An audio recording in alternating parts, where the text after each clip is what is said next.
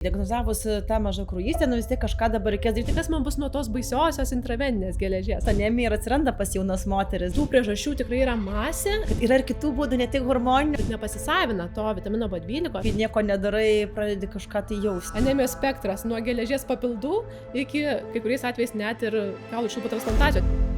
Sveiki! Šiandien laidoje kabinete pas gydytoją kalbėsim apie kraujo ligas. Tikrai ne apie visas, apie vieną dažnesnių, tai yra apie anemiją arba kitaip mažakraujystę. Jinai tikrai pasitaiko įvairiais amžiaus laikotarpiais, tai Austėja mums papasakos apie tai, kada ir ta anemija ir kokia jinai būna. Tad su manim kabinete dabar yra gydytoja hematologė Austėja Dabkavičiūtė-Purlienė. Labas. Sveika, Greta.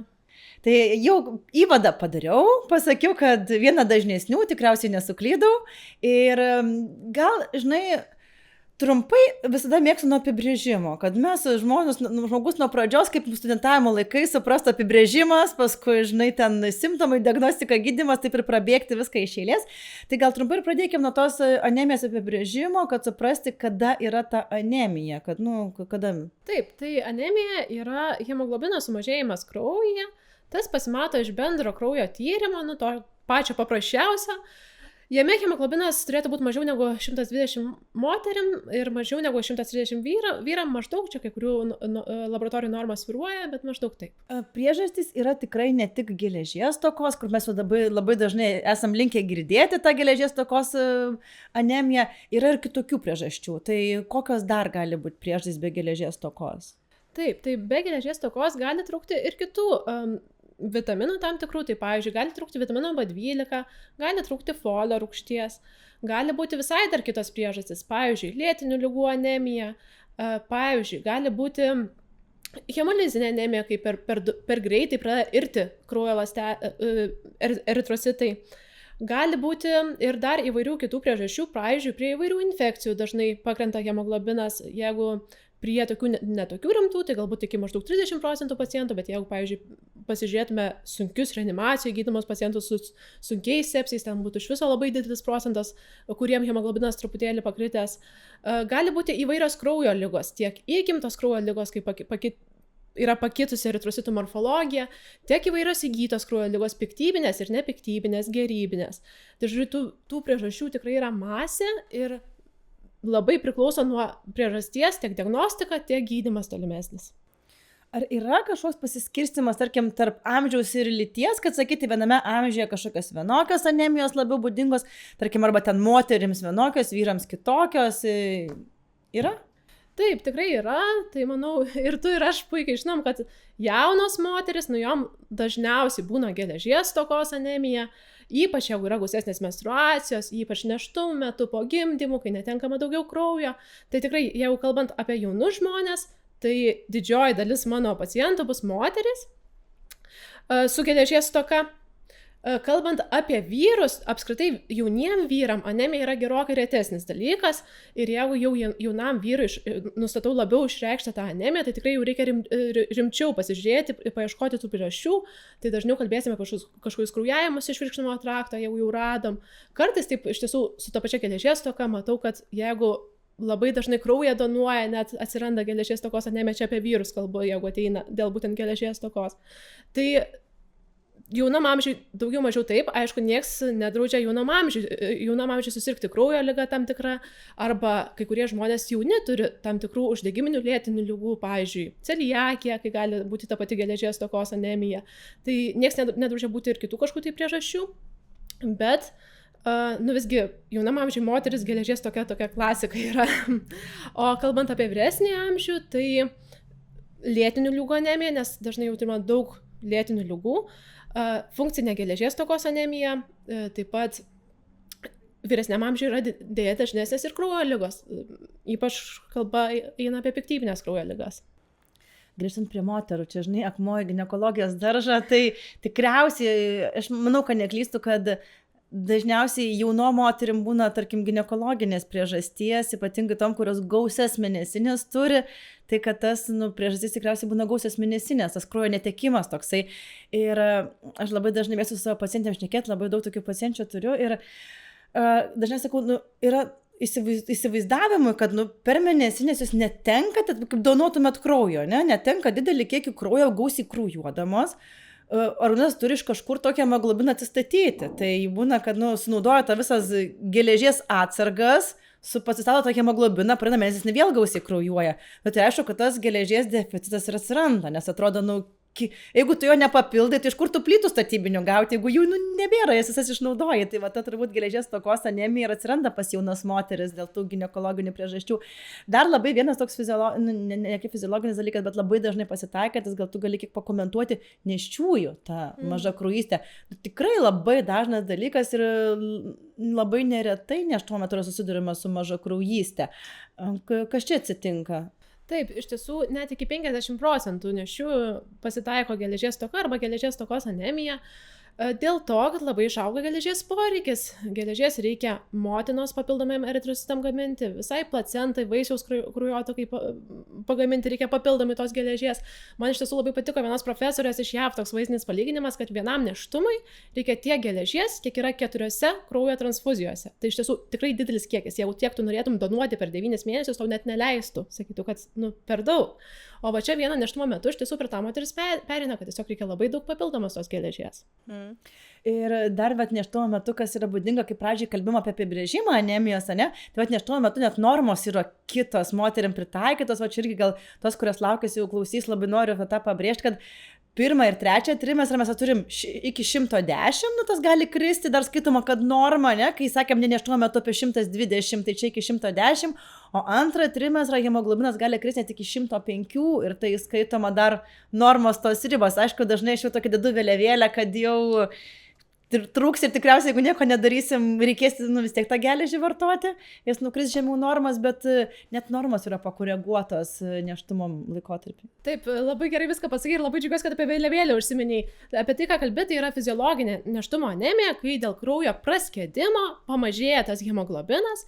Bet iš tiesų, jeigu stebim gan staigų tokį hemoglobino pakritimą, net jeigu ir dar sutelpam į tas normas, būtų gerai viskai pasižiūrėti feritiną. Ar tai nėra jau geležies stokos anemijos pradžia? Tai toks galbūt klaustukas būtų, nors dar ir įtelpam į tas normas. O kaip su geležim, tarkim, ar nėštumo metu gali būti, kad ir geležies norma šiek tiek pakrenta dėl to praskiedimo, to skystosios kraujo dalies padaugėjimo, tos kraujo plazmos, aš kaip suprantu, taip? Taip, geležies norma stipriai nepasikeičia, didžioji dalis rekomendacijų vis tiek palieka tą apie 30, kas noriu tik priminti, jog netitinka laboratorijos nurodomų normų dažniausiai. Kaip tik iš tiesų, kai kurie prašo, jog dėl nėštumo sąlygoto šiokio tokio uždegiminio fono gali net ir šiek tiek būti klaidingai jisai aukštesnis. Bet daugiau mažiau rekomendacijos palieka tą maždaug 30. Dabar paliekant moteris ramybėje, tarkim, eikim prie, tarkim, žmonių, kurie nevalgo mėsos, tarkim, prie veganų, vegetarų, ar jiem dažniau pasitaiko mažakraujystės? Taip, jiem iš tiesų yra didesnė mažakraujystės rizika. Aš tai visą atsakau, kad tie žmonės, kurie nevalgo mėsos, vegetarai ar veganai, jie tikrai gali būti sveiki ir dažnai net sveikesni už tuos mėsą valgančius, bet jie turi labiau tą mitybą prisižiūrėti. Tiesiog taip jau yra, kad mėsoje yra daug naudingų medžiagų. Tai viena priežastis, kodėl dažnesnė jam gali būti anemija, tai yra būtent geležies stoka, nes tikrai mėsoje yra daug geležies ir jinai yra geriau pasisavinama negu iš augalinių produktų. Kita priežastis, kodėl jiem gali būti anemija, tai iš tiesų vitamino B12 stoka taip pat yra gerokai dažnesnė, ypač veganams. Nes vegetarai, jeigu jie valgo kiaušinius, valgo pieno produktus, ten dar šiek tiek yra to vitamino B12, tikėtina, kad jo galbūt ir užteks, bet veganam, kurie visai nevalgo jokių mėsos, pieno produktų, tikrai yra didelė vitamino B12 anemijos rizika. Iš tiesų veganam tai net reikėtų papildomai arba papildus vartoti vitamino B12 arba produktus specialiai praturtintus vitaminu B12. Kaip atrodo pagrindinės tokias priežastis, mes čia prabėgom, kaip pagal tą amžių ir lytį. Dabar simptomatika, ką žmogus jaučia, tarkim, mažakraujystės metu, nes pradžioj galbūt ir nieko nejausi, bet tikriausiai čia gal ilgą laiką jau įsibėgėjus tai lygai, kai nieko nedarai, pradedi kažką tai jausti. Taip, iš tiesų ta simptomatika labai įvairi. Jeigu kalbant grinai apie pačią anemiją, tai pagrindinis simptomas yra silpnumas. Labai prasta fizinio krūvio tolerancija, nuovargis. Pavyzdžiui, pacientai sako, tikrai net sunkiai užlipau laiptais. Ir kokio lygio bus tas silpnumas priklauso nuo 2 pagrindinių dalykų. Kokio lygio ta anemija, nes jeigu hemoglobinas 70 jau stipriai pakritęs, tai tikrai gali žmogus labai silpnai jaustis. Jeigu ten kažkoks 115, 110 dar gali visai netaip blogai jaustis. O kitas faktorius, nuo ko priklauso, kaip blogai žmogus jausis, kiek bus išreikštas tas silpnumas, tai yra kiek ilgai buvo ta anemija. Nes jeigu paėmė ir per vieną dieną žmogus stipriai nukraujavo nuo visiškos normos 125, kitą dieną yra 60 ar 70, tai jis jau tikrai labai, labai silpnai jausis. Jeigu ilgą laiką ta anemija vystėsi, po truputėlį vis krito, tai tikrai iš kartais net nustembu, pasižiūriu tyrimus prieš konsultaciją, matau 70 hemoglobinas, turbūt atėjęs žmogus sakys, kad labai prastai jaučiasi. Ir pas mane žmogus tiesiog iššokuoja kabinetą, sako, aš čia visai gerai jaučiuosi, daktarė, ko jūs šią problemą darot? Tai man tai jau tokia kaip žinutė, kad greičiausiai ta anemija jau po truputėlį vis vystėsi, kol pasiekė tą tokį rimtą lygį. Tai čia silpnumas, o visi kiti simptomai priklausys nuo konkrečios anemijos priežasties. Tai pavyzdžiui, jau geležies stoka, tai tu puikiai, manau, irgi susiduri, žinai, tai lūžtantis nagai, lūžinėjantis plaukai, prasta fizinio krūvio tolerancija, širdies permušimai, man iš tokių įdomesnių dalykų, net depresija gali būti susijusi su geležies stoka, tame tarpe ir pogimdyminė depresija, ar reikėtų atmesti, jeigu yra depresijos simptomatika. Tai čia kalbant apie geležies stoką, kalbant apie vitaminą B12, folio rūgštį, tai gali būti neurologiniai simptomai, skruzdėlyčių bėgiojimas pirštuose, gali būti vėlgi neurologiniai depresijos simptomatika ar panašiai. Jeigu kalbant apie kažkokias kraujo ligas, tai gali būti visai kitokių požymių, pavyzdžiui, karščiavimas, kažkoks neaiškus, prakaitavimas labai stiprus, kraujavimas, jeigu papildomai yra trombocitai stipriai nukritę ar kažkokie kiti kraujo požymiai. Žodžiu, ta simptomatika įvairi. Bendrai silpnumas, o visa kita jau priklauso nuo konkrečios anemijos priežasties. Ten gali būti miego sutrikimai, tokie irgi gali būti, ne? Atminties paprastėjimas. Gali būti. Čia, ką kalbė, tai labai būdinga geležies stokai. Atminties paprastėjimas, miego sutrikimai, neramių kojų sindromas, tikrai gali būti. Ir čia ir tikriausiai irgi, kalbant apie tą tokį lėtinės, jeigu žmogus, tarkim, staigiai nukraujavo ir paskui staigiai atsistatė, tikriausiai su tokių lėtinių simptomų neturės, ne? Va tokių apie nagus, plaukus, nes atsistatė ir vėl viskas gerai. Bet jeigu ilgą laiką vargina ta besitęsiantis geležies stoka, tai tarp pradeda viskas silpti ir pasijausti per simptomatiką. Taip, sakyčiau, daugmaž teisingai pasakyti, jeigu, pavyzdžiui, staigiai nukraujavo iš virškinimo trakto, bet tą greitai sureguliavo, sutvarkė, sulašino ten kraują geležį, viskas susitvarkė, tai galbūt mažiau bus išreikšti tie kiti simptomai, jeigu, kaip sakai, tavo dažnas pacientės moteris ir mano dažnas pacientės, kur su gausiom menstruacijom tikrai gali išsakyti ir plaukus, ir nagus, ir bendrą koncentracijos suprastėjimą. O jeigu žmogus, mes šnekėjom truputėlį prieš pokalbį, kai kurios tai akcentus ir apkalbėjom tą situaciją, kad, yra tie simptomai, žmogus ignoruoja, ten ta maža kraujystė, ten, kaip sakai, 70 dar atšokuoja ir aš čia viskas gerai jaučiuosi. Kas yra tokio pavojingo, kad sakyti žmogui, visgi reikia tvarkyti, nereikia palikti to 70 ir toliau, kad kam kyla rizika? 70, 80 maždaug tai jau tikrai yra labai sunki išreikšta anemija. Prie tokio hemoglobino tai iš tiesų jau labai apsunkėja širdies darbas, ypač jeigu pacientas net turi kažkokių tai kardiologinių ligų, tai gali net padidėti miokardo infarktas, radimo rizika, žodžiu, rimti tikrai dalykai ir aišku gali ir prastai jaustis. Kitas dalykas, apie ką aš kaip hematologė tai visat pagalvoju, ar tas 70-80, ar tai yra tikrai tik kažkokia paprasta priežastis, ar tai yra tikrai tik geležies stoka, tarkim, ar vitamino B12 stoka, galbūt tai yra kažkokia kraujo liga, tame tarpe ir tam tikros piktybinės kraujo ligos. Pavyzdžiui, vyresniems žmonėms aš visat pagalvoju ir pasižiūriu dėl tokios mielominės ligos, bent jau ją atmetu, pasižiūriu, ar to nėra. Nes jeigu, pavėluosim, kai kuriais atvejais tai gali lemti tokią labiau pažengusią kraujo ligą jų diagnozės atsiradimo metu. Vėlgi ne visais, nes kai kurios kraujo ligos yra tokios indolentinės, lėtos eigos, tai net nustačius mes jų kartais ir negydam, tik kurį laiką stebim, tai nebūtinai tai lems kažkokią tai blogą išeitį, bet reikėtų pasižiūrėti, įsivertinti. O dabar kas yra atliekama diagnostikos metu? Dažniausiai, kokie rodikliai yra vertinami? Dažniausiai žmonės hemoglobinas, feritinas, B12. Kas dar labai svarbu anemijos diagnostikoje iš tų rodiklių, nes šitai pagrindiniai, ką jau tada visi pasiskaitė, visi žino. Taip, labai gerai pradėjai, nuo čia ir aš pradedu. Tai pats pirmas dalykas, tai aš tai pirmiausia tą bendrą kraujo tyrimą apžiūriu. Tai ką aš ten žiūriu, ne tik tai hemoglobiną, bet žiūriu ir kitus žymenis, pavyzdžiui, tokį MCV, MCHC, tai yra tokie rodikliai, kurie atspindi, kokie yra tie mūsų eritrocitai, ar jie yra mažiukai, ar jie yra dideli, ar jie yra tokie pilni hemoglobino, ar jie yra tušti, tokie tuščias vaizdas. toks RDV rodiklis, tai irgi parodo, ar tie eritrocitai yra visi panašaus dydžio, ar jie yra skirtingo dydžio. Žodžiu, aš normaliai tą kraują apžiūriu, pasižiūriu, ar nėra kažkokių tai kitų dar kraujodaros eilių sutrikimo, pavyzdžiui, ar nėra labai stipriai nukritę trombocitai. Tarp kitko, saikiai padidėja trombocitai, tai čia gali būti kaip geležies stokos išraiška, tas yra įdomu. Antroji vietoj, tai aišku, feritinas taip pat labai dažnai užsakomas tyrimas, paprastai antroji vietoj, bet aš dar labai mėgstu pasižiūrėti leukogramą, pasižiūrėti, kaip tas kraujas atrodo iš principo, nes bendras kraujo tyrimas, tai aparatas paskaičiuoja, leukograma, jau laboratorinės medicinos gydytojas pasižiūri, kaip ten atrodo viskas, ar ten nėra kažkokių tai netipinių ląstelių, vėlgi kaip ten tie eritrocitai atrodo, tai man gali suteikti papildomos informacijos. O toliau jau po šitų tyrimų, po feritino, aš tai dar visai geležies, būtent atsargoms visoms įvertinti mėgstu labai transferino saturaciją, ypač jeigu pas mane ateina vyresnio amžiaus pacientas su gretutiniam išreikštom ligom, arba kad ir jaunas pacientas su uždegiminiam kažkokiam ligom, pavyzdžiui, Krono liga, celiakija ar panašiai, kadangi kartais tas feritinas gali būti klaidingai aukštas dėl gretutinio uždegiminio fono ir tuomet mes tarsi pamatysim visai neblogą tą feritiną, atmesim geležies stoką, o iš tiesų ta geležies stoka gali vis tiek būti ir tik tai ta transferino saturacija parodo tą tikresnį vaizdą. Tai čia iš tokių link geležies stokos, po to aišku vitaminas B12, folio rūgštis, aš paprastai jeigu darau vieną, tai darau ir kitą, nebent visai nesiniai būtų padarytas kažkoks tai kitas, nes jie yra susiję.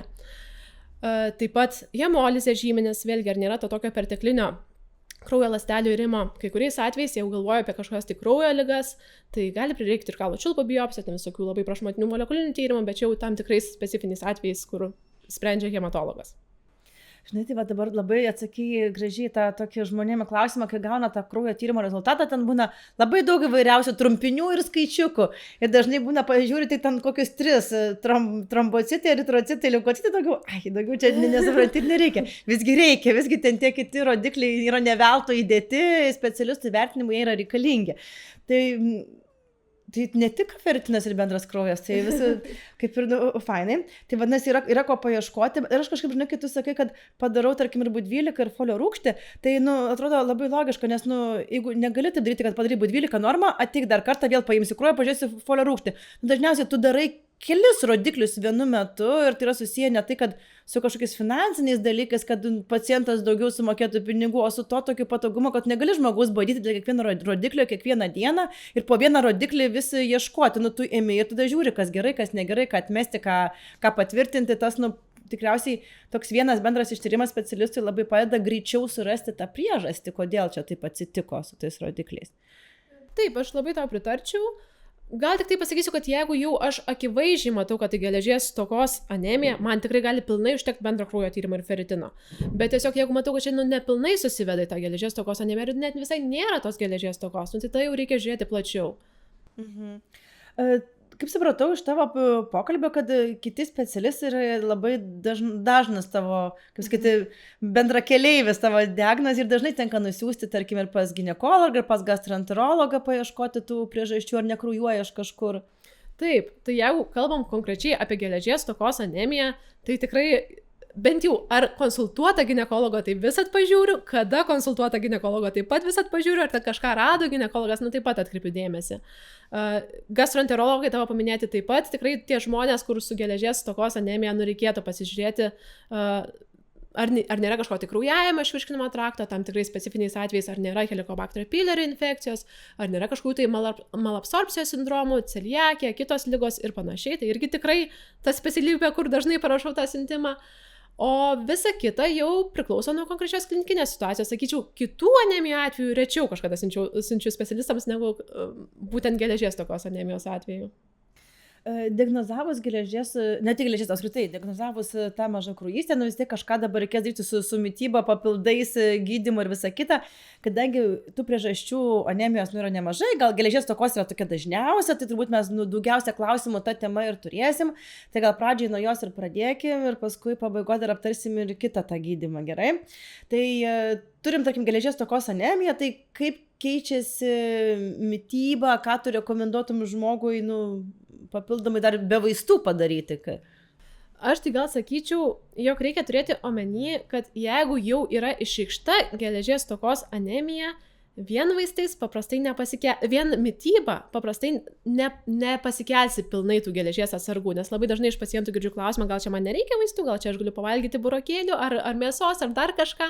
Tai tikrai galite pavalgyti ir tą mėsą, ir riešutus, ir špinatus, ir kitus produktus, bet dažniausiai reikia papildomai ir arba geriamų papildų, arba intraveninės geležies. Bet mityba yra svarbi tam, kad ta geležies stokos anemija jinai neatsirastų, nes tikrai dažnai žmonėm jinai atsiranda būtent dėl tos tokios prastesnės nepilnavertės mitybos. Tai tam, kad užkirsti kelią jos atsiradimui vėl ateityje, tai tikrai ta mityba yra svarbi.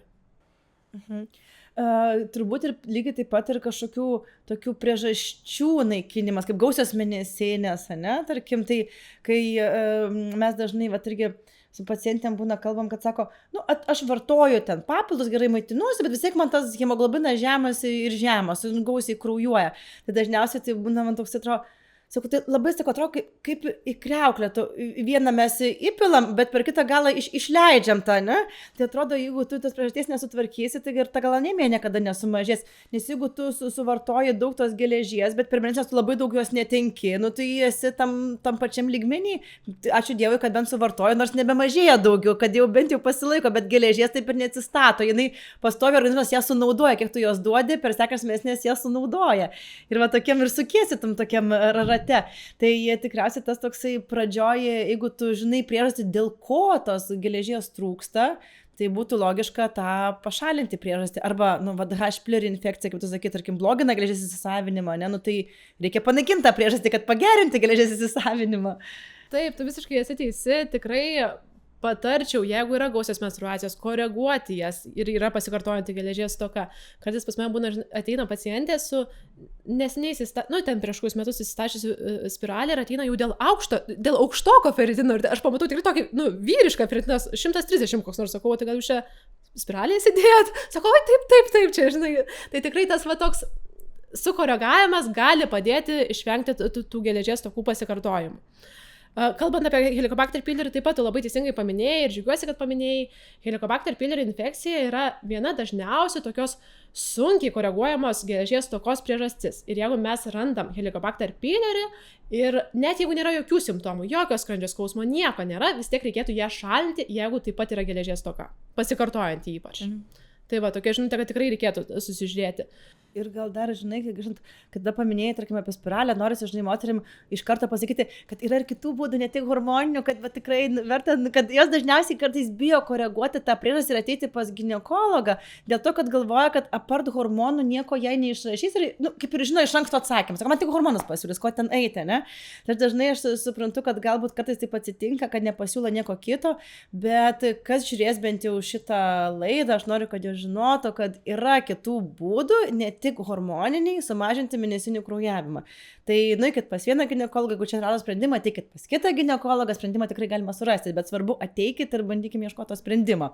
Tai va, tai čia tokį įsiterpiau šitą temą, kad moteris išgirstų, kurios turi mažą kraujys ir gausias mėnesinės, kad visgi nebijotų ateiti pas ginekologą. Tai va, ir dabar užleidžiu toliau tada tęsti tavo mintį. Labai sutinku su tavimi ir tikrai apie tai kalbama jau ir pas hematologus, kad jeigu moteris nenori hormoninių kontraceptikų, yra ir kitų metodų koreguoti tą menstruacijų gausumą. Ir tikrai, jeigu yra pasikartojanti geležies stoka, gausios menstruacijos, reikėtų sukoreguoti. Kitas dalykas, ką aš kartais paturiu daryti, ypač kol dar nesukoreguota, tai bent jau atstačius jau geležies resursus, daugiau mažiau per menstruacijas pagerti visgi tą geležį papildomai tam, kad ir vėl ta geležis nenukristų. Tiesiog atstatom grinai tai, ko netenkam.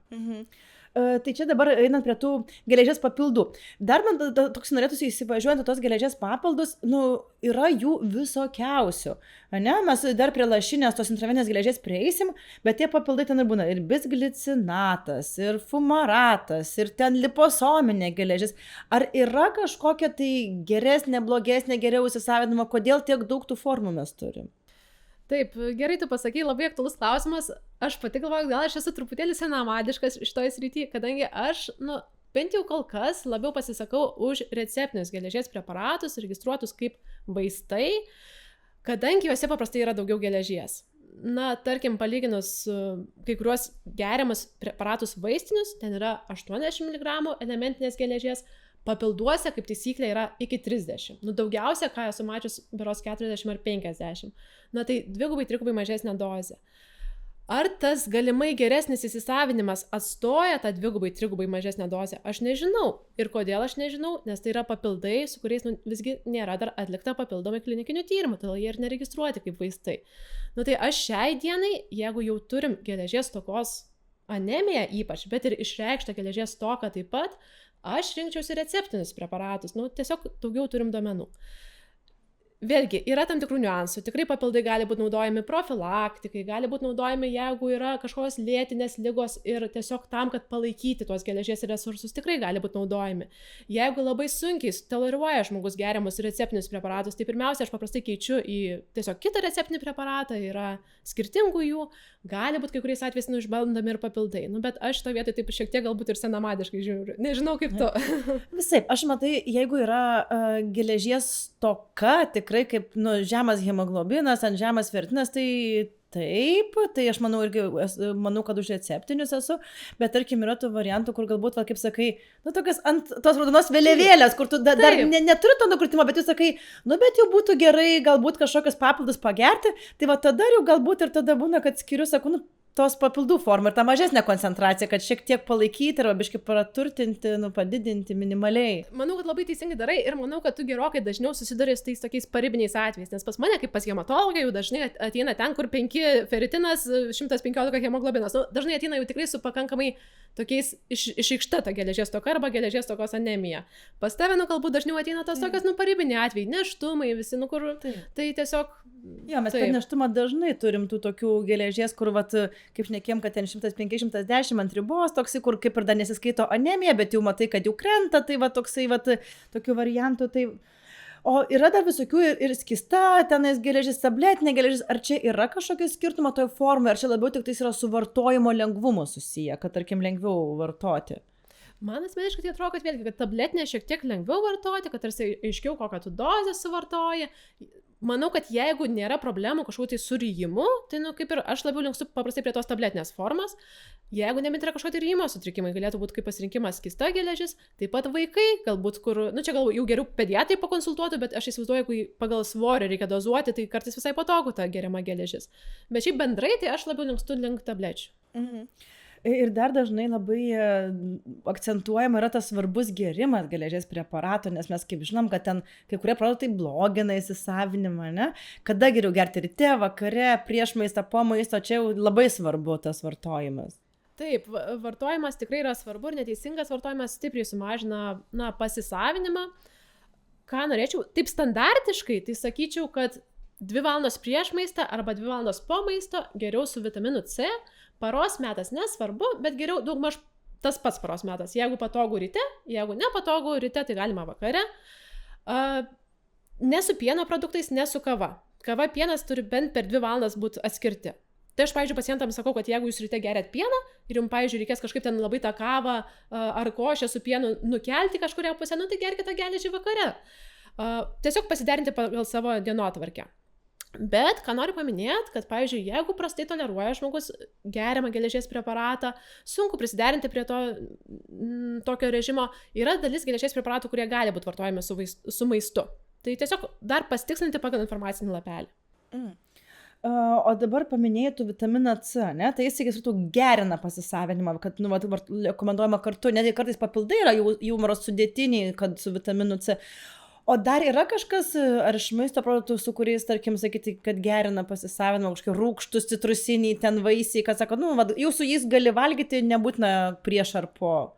Tai taip, tai iš tiesų vitaminas C yra šiek tiek duomenų, kad padeda pasisavinimą, pagerina geležies pasisavinimą, tai galbūt, jeigu kalbant apie daug vitamino C turinčius produktus, niekur nenutiks blogo, jeigu suvalgysim ten tą apelsino skiltelę ir greitų metų išgersim tą geležį, nepraeis ten tos 2 valandos. O kaip dėl vartojimo trukmės? Ar dažniausiai, tarkim, vartojama yra ilgai, tarkim, ar tai būtų ta receptinė geležis, ten mėnesį, 2, ar čia toksai su pertraukom, ar galima vartoti visus metus iš eilės? Yra kažkokie apribojimai?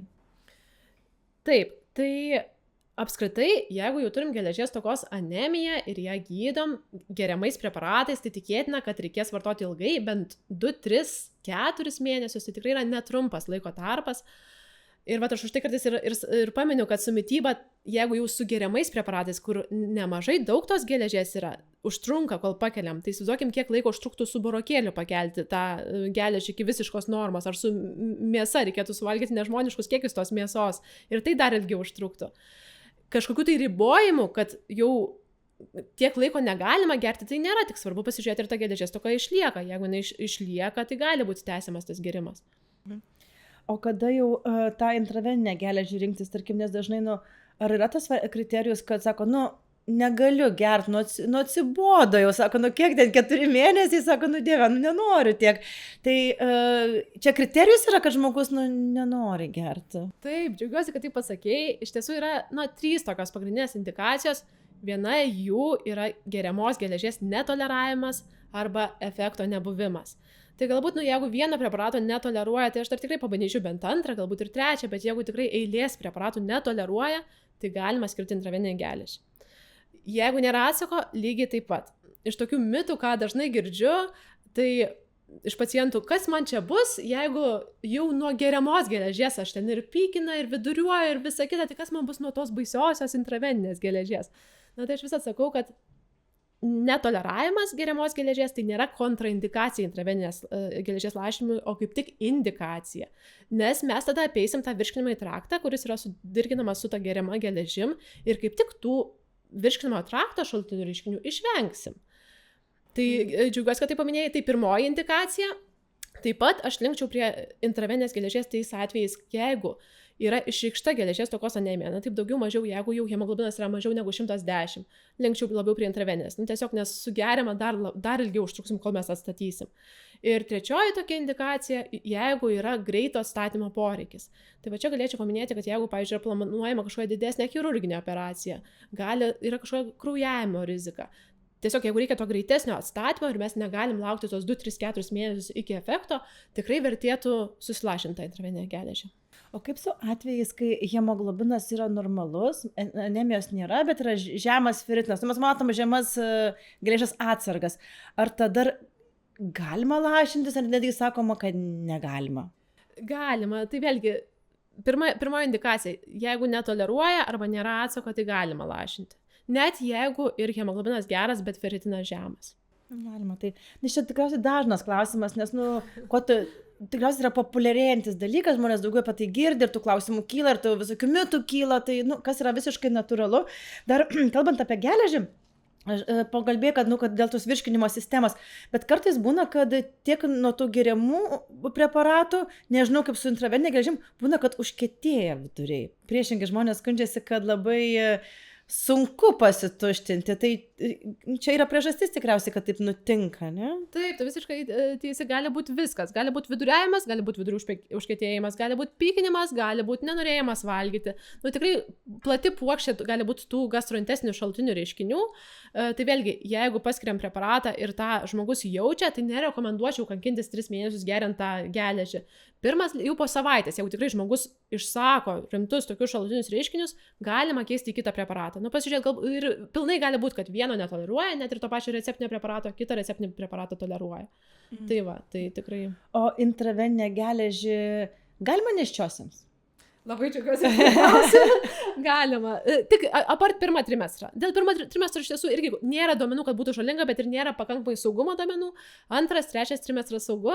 Tikrai manau, kad ir pati žinai, ir pati galbūt ir skiri.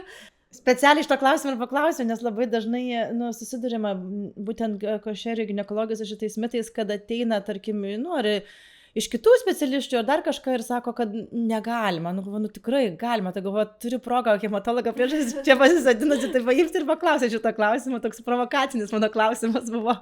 Ir aš gal net kaip tik norėčiau pakalbėti apie tai, kad mes turim duomenų, kad nėštumo metu ta geležies stokos anemija gali turėti neigiamų padarinių. Nėščiai gali tiesiog būti silpnumas, gali labiau nukraujuoti per gimdymą ir vaisiui didesnė priešlaikinio gimdymo rizika, didesnė rizika, kad vaikas gims mažesnio svorio. Tai mes turim dar netgi papildomų rizikų tam tikrų. Tai kažkaip manau, kad reikėtų tai irgi atsižvelgti. Dažnai, būna klausimų, kad kaip greitai atsistato feritinas ir hemoglobinas po tos geležies lašinės sulašinimo? Geras klausimas. Feritinas tai atsistato tikrai labai greitai, kelių dienų eigoje jis jau turėtų būti pakilęs. Hemoglobinas šiek tiek lėčiau, pradeda kilti maždaug savaitę po sulašinimo, tokio pilnesnio efekto tikiuosi po maždaug 3-4 savaičių. Tai vat maždaug taip. Ir kažkada turėjau pacientę, kuri atėjo truputėlį piktą ir sakė, man perdozavo, nes ten man feritinas užkilo ten apie 200. Tai aš stengiuosi ją nuraminti, sakyti, normalu, nes lašino didelį kiekį geležies, tai kad jis užkilo, tai, ir jis po truputį tikriausiai dabar jau mažės po to užkilimo. Tai čia nėra perdozavimas, čia taip jisai atsitinka. Taip, visiškai teisingai ir džiaugiuosi, kad ir pati jau apie tai žinai, akivaizdžiai, tai tikrai nėra perdozavimas. Aš po tų 4, 6, 8 savaičių rekomenduoju tikrinti su tuo tikslu, kad pažiūrėt, ar apskritai pakilo. Nes jeigu apskritai nepakilo po normalios dozės sulašinimo, tai jau labai reikėtų tų priežasčių ieškoti. Bet jeigu išmeta net per aukštą, tai nieko net nežiūriu, ignoruoju, viskas gerai. Nuraminu tik pacientą. Ar pasitaiko dar situacijų, kad, tarkim, reikia kartoti, sulašino, kažkokį efektą gavo, bet vėl krenta tas feritinas ir reikia ten vėl kartoti. Ir jeigu galima kartoti tą lašinę, tai kiek dažnai tu ją gali kartoti? Tai tokių ribų nėra. Ir vienam hematologijos kongrese buvo šitas klausimas užduotas, tai sakė, kad tiesiog pagal poreikį, jeigu yra poreikis, galima kartoti. Aš galbūt tokius 2 dalykus norėčiau paminėti, kad aš būčiau atsargi. Tai vienas dalykas, jeigu hemoglobinas yra per aukštas ir mažas feritinas, arba pasidarė po sulašinimo per aukštas hemoglobinas ir mažas feritinas, tuomet lengva ranka nekartočiau, siūčiau hematologui, pasižiūrėti dėl vienos hematologinės ligos.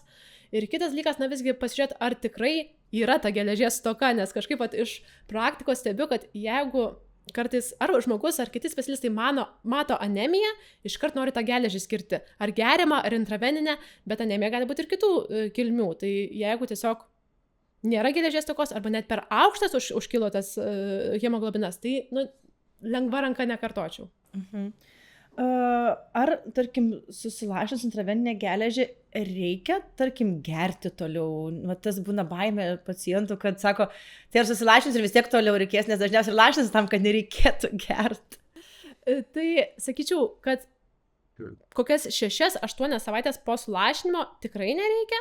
Maždaug tuo laikotarpiu aš pasitikrinčiau, pasižiūrėčiau, kas per situaciją. Jeigu išlieka ta geležies stoka, net ir taip mėnesis 2 po sulašinimo, tai gali reikėti gerti, bet tuomet vėlgi ieškočiau priežasčių, kodėl čia taip įvyko. Šiaip, jeigu sulašinam, tai taip, sakyčiau, neblogu atveju apie kokius metus viskas būna neblogai ir gerti nereikia, nebent anksčiau vėl atsirastų ta geležies stoka. Bet tuomet jau tikrai žiūrėtas priežastis. Ir dar toksai, turbūt vienas, kurį labai noriu pakalbėti apie tą reakcija, paraudimo, tą, kurį išgąsdina beveik visus absoliučiai. Ir aš prisimenu, kai klinikoje pradėjom lašinti, aš iki jau visom slaugytam pasakoju apie tą paraudimo, tą kaip ten sindromas vadinasi, tą sindromą, jis taip ir vadinasi kažkaip paraudimo reakcija, ar kaip jisai, kad dažnai pradėjus lašinti tą intraveninę geležį, būna, kad žmogus parausta ir tas išgąsdina, lyg pagalvoja, kad tai yra alergija. Tai... Manau, kad tu kalbėjai apie pseudoalerginę reakciją, jinai turi ir kitokių pavadinimų, Fishbane sindromas, kad jis vadinamas. Tai yra tokia reakcija, kai tik pradėjus lašinti, sureaguojama į tą tiesiog geležį, suaktyvinama tam tikrą prasme imuninė sistema, bet ne per imunoglobuliną E, nes jeigu per imunoglobuliną E, tai turim tikrąją anafilaksiją, o čia turim tokią pseudoalerginę, netikrą alerginę reakciją. Tai reikia žinoti, kad jos pasitaiko iki kažkur 1% tikrai gali pasitaikyti visų atvejų.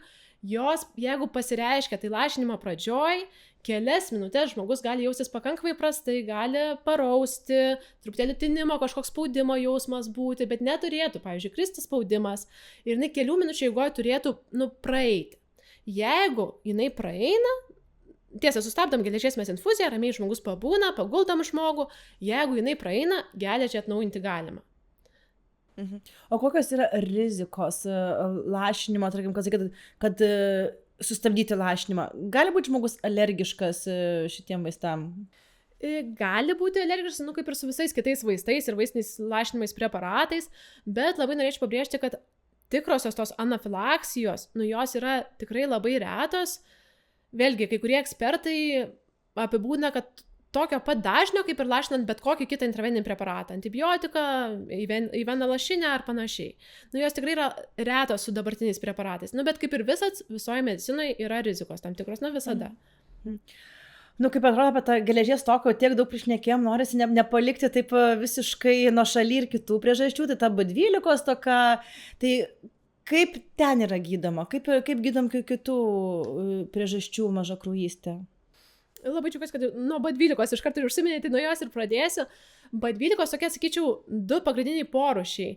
Va tie veganai, vegetarai, jeigu atsiranda saiki anemija, truputėlį trūksta to vitamino B12, tai kai kuriais atvejais jie gali sėkmingai pagerti tą vitaminą B12 ir gali susitvarkyti. Visgi kartais to vitamino B12 trūksta dėl skrandžio tam tikrų pakitimų, tokio vidinio kasulio faktoriaus stokos. Tada kartais mes stebim labai išreikštą tą anemiją, stebim dar papildomai kitus tokius pokyčius, pavyzdžiui, LDH tokio rodiklio padidėjimą. Ir tuomet jau, kadangi priežastis yra pats skrandis, žmogus valgo tai normaliai, ne vegetaras, bet nepasisavina to vitamino B12, tuomet pagrindinis kelias būtų leidžiama į raumenį vitamino B12 injekcijos. Ir vėlgi folio rūgštį pasižiūrėti, ar netrūksta, nes tai yra susiję. Vitaminas B12 ir folio rūgštis yra susiję vitaminai. Pasižiūrėti folio rūgštį, net jeigu jos netrūksta, aš pradžioj kartu pridedu ir folio rūgštį, kadangi tiesiog atsistatinėjant kraujo ląstelėms ir eritrocitams, ta folio rūgštis gali išnaudoti per greitai ir galim tada atsistatinėdami vitamino B12 stoką įvaryti folio rūgšties stoką. Tai va tą pasižiūriu ir tuomet jau galvoju apie tą leidžiamą į raumenį vitaminą B12. O tarkim, aplastinė anemija? Čia jau tokį rimtą prigrėbiau. Čia jau kalbam apie kraujo ligą. Jinai pagal savo kilmę kaip ir priskiriama gerybinėms kraujo ligoms, bet jos yra sunkumo laipsniai. Ir turiu pasakyti, kad kai kuriais atvejais sunkios tos aplastinės anemijos atvejais galim turėti labai stipriai pakitusius kraujo rodiklius. Gali būti skiriami imunosupresiniai vaistai, gali būti kai kuriais atvejais net taikoma kaulų čiulpų transplantacija. Tai va čia anemijos spektras nuo geležies papildų iki kai kuriais atvejais net ir kaulų čiulpų transplantacijos, jeigu turim rimtą hematologinę ligą. Manau, kad prikalbėjom tikrai daug informacijos, čia pritikėm, kad reikės labai daug visiems suvirškinti ją paklausis. Tai mažakraujystės priežastis tikrai nėra reta ir jeigu yra jaučiami simptomai, tai tikrai verta apsilankyti pas specialistą ir įsivertinti kraujo rodiklius, ne tik tos pagrindinius, kur mes dažniausiai mėgstam bendro kraujo tyrimą ir feritiną, bet visgi įsivertinti ir kitus rodiklius, kuriuos gydytoja vardino. Tai tikrai stenkitės rūpintis savo sveikata ir neignoruokite savo simptomų ir ligų. Ačiū tau, Austėja, už tokį išsamų pokalbį. Ačiū labai.